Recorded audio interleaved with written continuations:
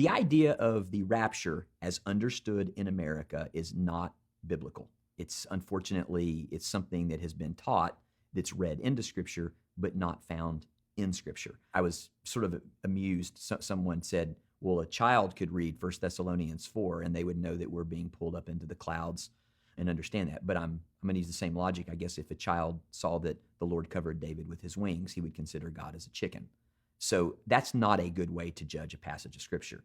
The way to judge a passage of Scripture is to read it within the context, the genre, and the understanding of what was going on when it was written, which is something we don't like to do because it takes time. We just would rather read our own stories and our own fanciful ideas into the text of Scripture and not do good exegesis. And unfortunately, when we get blinders on, it's almost impossible to help somebody tease out what's going on. So let me start to dismantle this idea of the rapture. And when I say that, I do not mean that we will not meet the Lord at some point in the future. What I mean is that the Lord will sort of snatch up people into the air, take them back to heaven, and then there'll be this 7-year tribulation period that goes on. 1 Thessalonians 4, which is really the passage where this is promulgated, the text itself doesn't allow for it. Just to give you one idea, we're told that we will meet the Lord.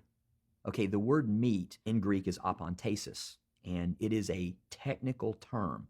If I were to say the President of the United States, nobody questions what that means. There's no question. That is a technical term. If I say car, that can be sort of a little ambiguous. If I say a car, it's more ambiguous. If I say the car, at least you know I'm talking about something, but I would have to have context and show you what exact car I'm talking about. But apantesis is a technical term because it's used in antiquity the same way every time. It's used of meeting a dignitary that's coming to a town. It's used of a king or a person or a bridegroom that's coming to the town. And what would people do?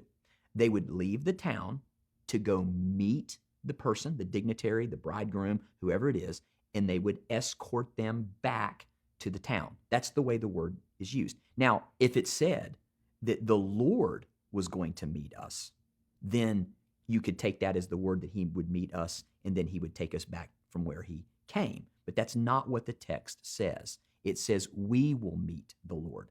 So the only way that text can be taken is that we will meet the Lord and wherever we meet him, okay, and we will escort him back to where we were at, which is the earth. This is a second coming passage where Jesus is returning. But to think that we're being caught up and swept away and taken back to heaven, the very word meet doesn't allow for that in the text. So we need to stop reading things into the text that can't be read into the text. We will meet the Lord, but we will not be whisked away to heaven.